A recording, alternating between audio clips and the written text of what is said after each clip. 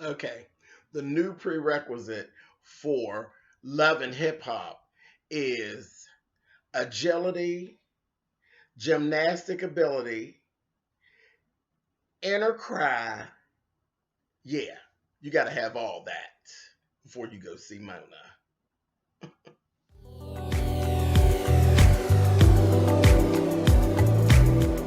And I'm like, come on through, Cookie. I'm going up on my soapbox. That's basically it. Let's talk about drag and all its forms.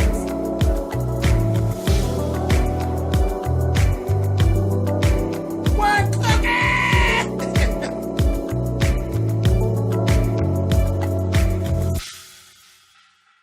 Hey guys, thanks so much for clicking on the video. This is actually going to be my review for Love and Hip Hop. I believe this was episode, I want to say 11. I'm not sure. Love and Hip Hop Atlanta, Memorial Day 2016. That's when it all went down. Child, these motherfuckers were carrying on so goddamn bad on here.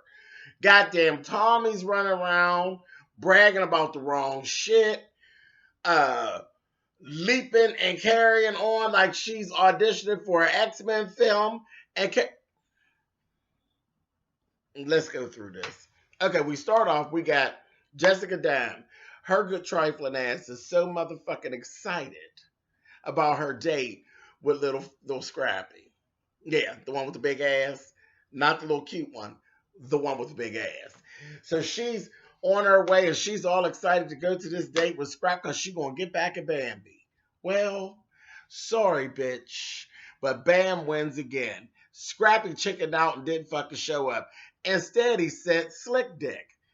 Good old Jock was there at some damn skating rink. And Jock basically tells her, girl, mistake been made. Scrap ain't really feeling you like that. He's kind of standing you up. But I got this dick here if you want some. And some skates.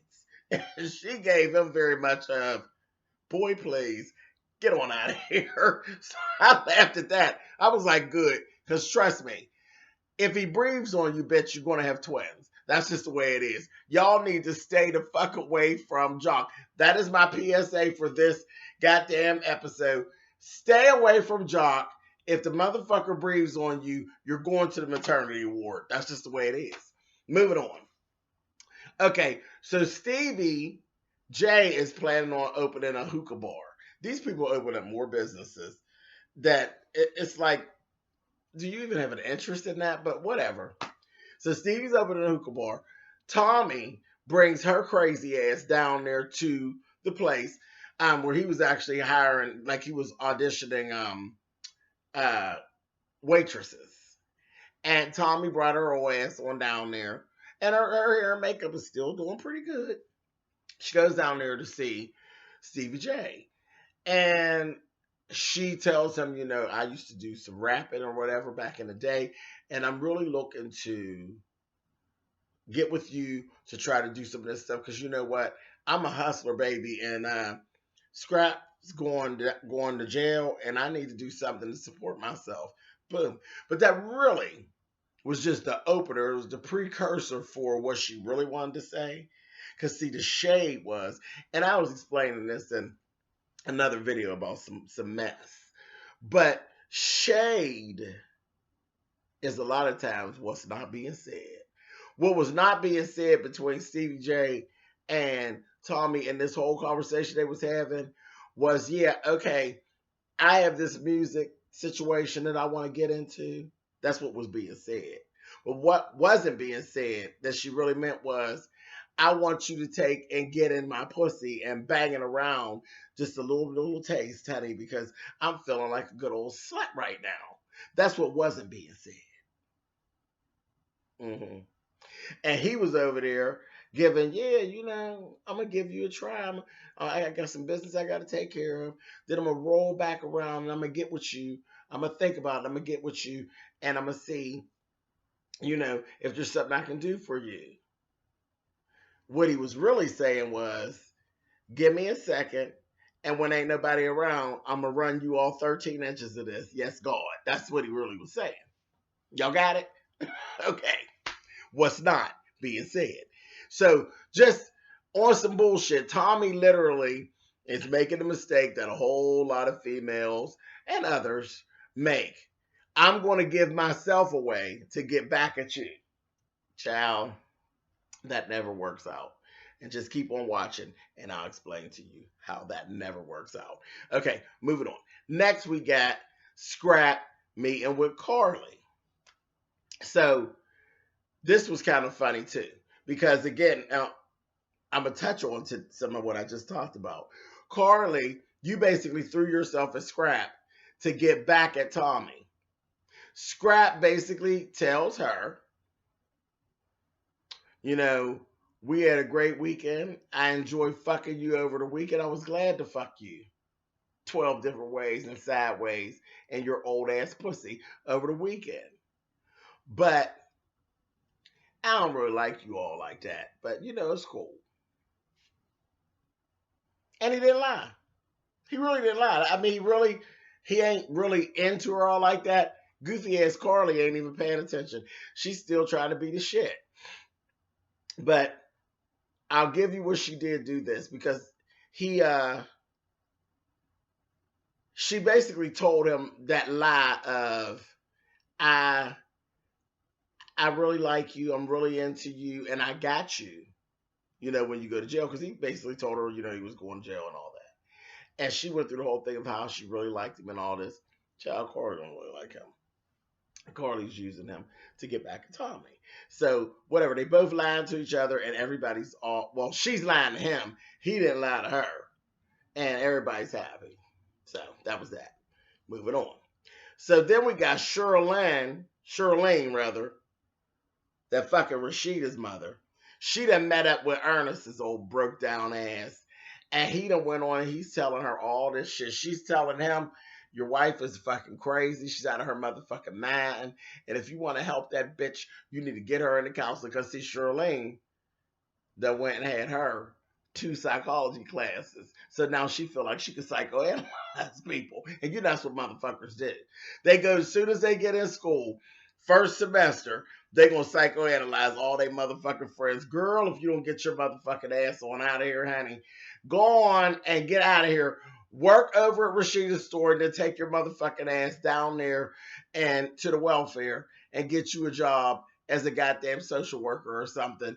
And get the fuck on and leave people alone before Momma D kick your fucking ass. But anyway, that dumbass Ernest, he opens all up, gonna tell her that Momma D's bipolar, that the bitch is an alcoholic, that she's an ex-prescription junkie. I was like, motherfucker, you giving up all the goods, you know. Told her all about her pimping days and how she got into it, and it's all his fault. That motherfucker's, his mouth was running like Niagara Falls. I said, oh my God, Momma D is going to choke your fucking tongue out. And Shirley was just taking it all in, honey. I said, oh God, because she messy, just like her motherfucking daughter. And I tell y'all all the time, if you follow a chimpanzee home, I promise you an ape is going to answer the door. And 2 bitches is just alike. Anyway, moving on.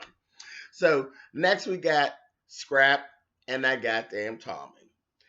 He fucking paid her dust. Okay? And this is what I'm talking about.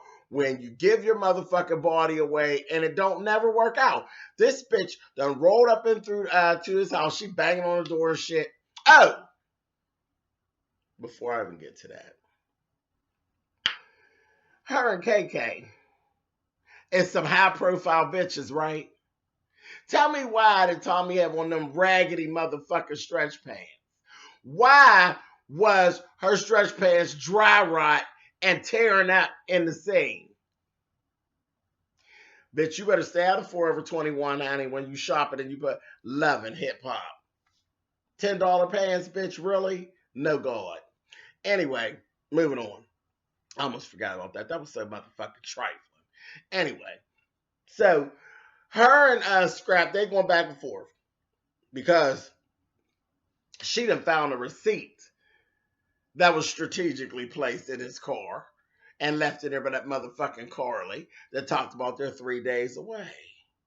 She done found a receipt. She done got madder than a motherfucker. And this is where I say all of the new skill set that you need for the Love and Hip Hop franchise all came into play. Tommie was on the couch. They're going back and forth. And he's telling her basically, he's lying, you know, and shit. They go back and forth. She busts him out in a lie. And they going back and forth about this, that, and the other. And Karlie read her old bum ass, this, that, and the other. And he's telling her, you know, whatever, you know, he basically, because he's real arrogant like that, he basically ended up coming out, okay, well, whatever, it is what it is, shit, bitch, damn. You know, that's him. And that motherfucker, Tommie, jumped up and gonna tell him, well, that's all right. You do what you want to do. You keep on fucking Karlie and anybody else you want. But I'm gonna tell you what I'm gonna do. I'm going to put my motherfucking legs in the air and I'm going to have your Uncle Stevie suck my motherfucking pussy. That's what I'm going to do. I said, oh, wait a minute, bitch. Wait a minute. Because, see, when you do shit like that to a man, trust me when I tell you, I've been around a long time. It either is going to end up in one or two things and maybe a little jail of the two. You're going to get your feelings hurt, or you can get your motherfucking ass whooped. And you might get your ass whooped and end up sitting around with your feelings hurt. Well, he didn't opt to whoop her ass. But he sure hurt her motherfucking feelings. She told him she was going to fuck Stevie J. She was going to have Stevie J suck her pussy so good, and she was going to love it. And then she's going to fuck all his homeboys while he's gone. Well, she thought she was getting at him. He didn't whoop her ass because she's crazy. He probably can't whoop her ass. He turned around and told that bitch, well, wait a minute, let me get my phone so I can give you all their motherfucking phone numbers. I said, what? I said, oh my God. That bitch's face cracked and was on the floor. I said, oh, bitch, he got you, bitch. He got you. Well, did he? That bitch went into her new motherfucking Love and Hip Hop skill set. That bitch turned into Michelle Pfeiffer and leaped off that goddamn couch. I said, whoa. She jumped across the fucking room on top of that little motherfucker and was pulling in his hair and carrying on. I said, girl, Mona, you got you a live one here. That motherfucking Tommie is entertaining.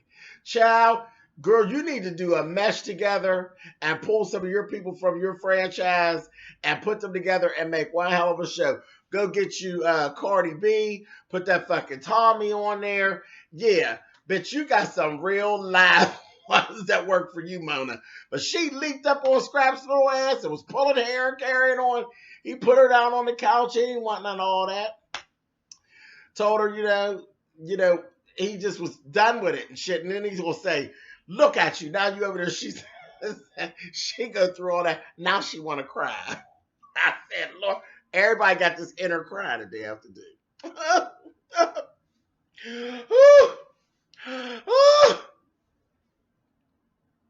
I seen 5 motherfuckers crying on this 1 hour of Love and Hip Hop. I have yet to see a tear yet. Ain't a motherfucker cried since the season started. Where's tears, honey? No tears. Did he say, he says to her, look at you crying. Now you want to be the victim. She will say, I am the victim. I am the victim. I said, Lord have mercy. She is crazy as cat crap. So then he says, in this little confessional thing, my mama taught me, you lie to people you care about to protect their feelings. Huh? Wait a minute. The fuck did you just say? And I said, why do I believe you? Why do I believe that Karen King taught you that dumb shit? Child, I believe every motherfucking word of that. Karen taught him that with her motherfucking crafty name stealing credit card popping ass. I said, Lord have mercy.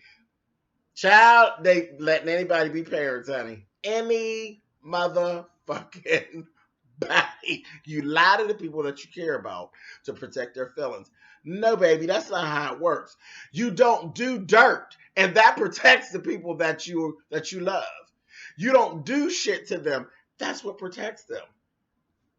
A mess, an absolute mess. But he let her have it. I mean, asked her, "You bragging about that shit?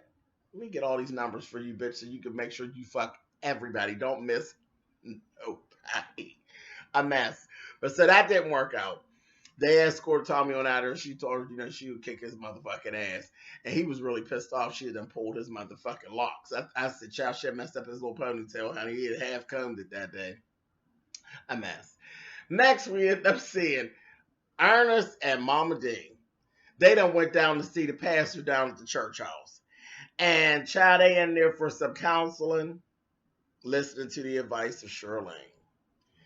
They get up in there. I said, Lord have mercy. They talk to the pastor. The next thing I know, she done went on and got talking about how she ain't giving him or no dick, and it just ain't working out. He don't want to pay the bill. But when she said he wasn't giving her no dick, child, the pastor said, you know who the fuck you got in there. They don't give a fuck about the house of the Lord, honey.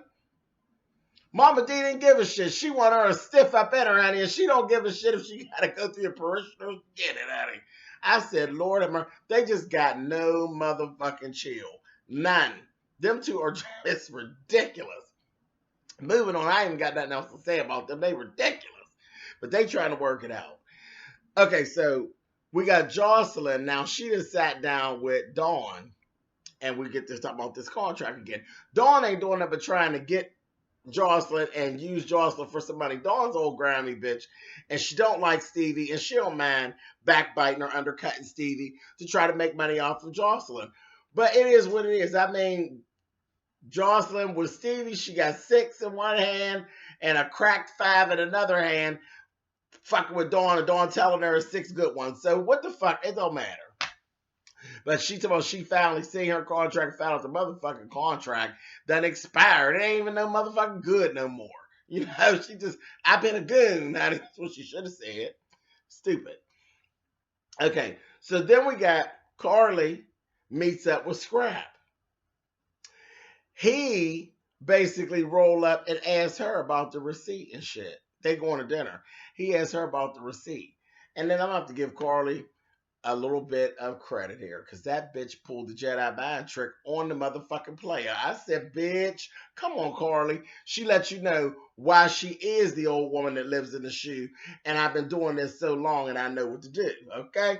She gave that motherfucker the real quick. He questioned her. She cocked the attitude. You know how the dudes do us usually. Did you do so and so and so and so? What? The fuck, how you gonna ask me some shit like that? That's what she gave him.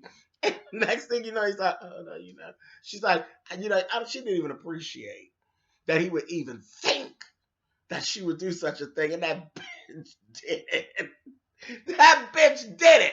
Just as sure as her name is Karlie. She did it, and she did it on purpose. She turned that shit around on that motherfucker. That motherfucker apologized, and then they went on and they sat down and ate. I said, motherfucking Karlie, bitch, you had better do it, bitch. She worked that motherfucking nigga, okay? Switched that shit right around on him. I said, all right, Karlie, bitch. But Tommie gonna kick your ass down, just so you know. You did a good thing there. But bitch, you better watch your back, because Catwoman's after you, bitch. Anyway, moving on. Next, we got Joseline meeting up with Mimi. Child, Joseline was so motherfucking clean in the middle of the day. For what reason? Nobody knows. This bitch showed up. Mimi just had on some random shit. This bitch showed up to this little bar in a motherfucking full-on bugle-beaded motherfucking jumpsuit. Like, Joseline, where are you going? The bitch was red carpet ready. She was cleaner than a motherfucker. I said, yes, Joseline, bitch. But where you going, baby? I just didn't get it. I mean, all right, Joseline, whatever. She get in there. Her and Mimi going back and forth. Mimi wants to sit her down and talk to her about the whole little situation of Stevie wanting to come stay with her. Joseline's like, okay. She sit down. She started with her inner cry before they could even get started. And Mimi's like, what's wrong, Joseline? Not a motherfucking tear nowhere. And she said, TV got two babies, two new babies. One's 3 years old, which was a girl who supposedly had an abortion by Stevie 3 years ago, and the shit was in the blogs and gave Mimi the motherfucking blues when they was still fucking around. Now that's all a lie. The girl ain't having an abortion. She got a motherfucking 3-year-old. And there's a new bitch who is a stripper who has a baby that's a year and a half and also is actually getting child support. She got a child support order, is getting paid. And Joseline said he's using my money to pay. She said, DB ain't got no money. DB using my money. And she's going her, not a tear nowhere. And I'm laughing. And it all switched around to Mimi. Mimi that got mad now. She and her own shit. But you don't care about Stevie like that. But you mad because Stevie done lied to you. You mad about the babies. And you mad about the fact that he didn't tell you everything about Joseline. You all in your feelings because you still in love with Stevie. So she mad now. So he ain't staying with me. And I didn't understand. It was a turnabout. It was real crazy. Joseline was begging Mimi to let Stevie stay with. I didn't get it. They lost me completely. I said, Mona, bitch, lost me completely at that point. But she was begging Mimi, and Mimi was like, stay with me. No God. So I didn't understand that because I don't know if they did this shit all out of context, but you done already broke up with your girlfriend about this situation, and you ain't letting him move in, so you gave up your coochie for nothing. Girl, bye. I don't know what editing was doing, but I think they fucked that up. But that's okay. You know, it's what love and hip hop gives. And anyway, it doesn't matter because if you can't do a motherfucking running backflip, then bitch, you're not going to be on here next season anyway. Anyway, moving on. Speaking of running backflips, we got Tommie. Tommie shows up over at the motherfucking radio studio where Karlie does her radio show. And they get to going back and forth. And she's telling her, oh, so this was the secret, bitch, that you didn't want to tell me, bitch, that you was fucking around with Scrapp. And Karlie's like, well, girl, you told me you didn't want me to tell you nothing else. I was like, oh, Karlie, Tommie is going to fuck you up. And there's like a counter in between them. I'm like, good thing, because girl, you got some room to run when she comes, because she looking real sideways. That bitch's eyes was dancing and shit. I said, she gonna get her out of here. She told that motherfucking Karlie, girl, and Karlie was talking, and they couldn't get their lines together because Karlie kept talking, and Tommie had them rehearsed the reads that she was going to lay on Karlie, and she couldn't get them out. She said, you know what, you're a 40-year-old idiot. I was like, oh, okay, Karlie ain't 40 though. Okay, she's a 50-year-old idiot. But just saying, she told her you're a 40-year-old idiot. Then she got real deep with it. Told her, be a mother to your motherfucking daughter, you bum bitch. I said, oh, wait a minute now, Tommie, you girl, you getting kind of personal now. Child, Karlie was like, fuck you, Tommie. You're low budget and ain't nobody think about you. And that's when she hit her with her. She gave her a gut punch. Bam! She said, he ain't claiming you. He said he don't fuck with you. He has no interest in you. Fuck you, Tommie, bitch. Fuck you. I was like, Karlie, bitch, you better do this, bitch. Karlie was having a good day, but I was waiting because I was like, it's only going to be a minute, honey, before she whipped that whip out or something, and she going to katana. She's going to do something to you, bitch. She going to do something to you, bitch. You better watch. Child, Shay going on. Then she starts telling her, she says, you know what? You've been running around here like a bird and all that. You ain't got no music out. You ain't got shit going for you. Bitch, you ain't been in no studio with no producers, no real producers. Bitch, I'm going in the studio with Stevie J, bitch. So Karlie was like, what did I have to do with what's at hand right now? Bitch, I'm fucking your dick. Who cares about Stevie? And then she told her, he's a pawn in my game, bitch. He's gonna suck my motherfucking pussy, Karlie, bitch. So I'm like, again, now you think it's something special that Stevie's gonna fuck you. Right along with the other 900 bitches that he's fucked and sucked down in Atlanta. Okay, Tommie. Yeah. Child, Karlie said, okay, so now that's what I have to strive for. I want to be just like Tommie. I want to be a hoe. I'm going to be a hoe, Tommie, just like you. And wear one of those little cheap, raggedy coats like you got on. Baby, why did she say that? And the coat was horrible. Honey, Tommie, once again, used her skills, baby. And that bitch leaped up on top of the motherfucking counter and gave some Evelyn Lozada teas. I said, oh shit. And she getting over there at that motherfucking Karlie. And they broke them up and got them, separated out. Child, I said, this is too much. But I'm just sick of this bitch here. That bitch, like I said, agility, gymnastics ability. That bitch was leaping and twisting and turning and flipping all over the place this episode. They was escorting her out, and that motherfucker Karlie gonna say, oh, fuck you, bitch, and take something to throw at her. I said, girl, when them security ain't around, Tommie's gonna fuck you up, Karlie, and I am just waiting. I'm waiting. Girl, she's gonna yank you and twirl you, bitch. You're gonna be on all kind of Geritol, honey. Just she is going to get you, bitch. And maybe it'll be at the goddamn reunion. She'll throw you behind the couch or something, but she is going to get you. She's going to get you, bitch. She's going to stretch you out. But anyway, that was it. That was all it went on. Child, they was carrying on terrible. It was so much fun. All right, y'all. I'll talk to y'all later. Bye, guys.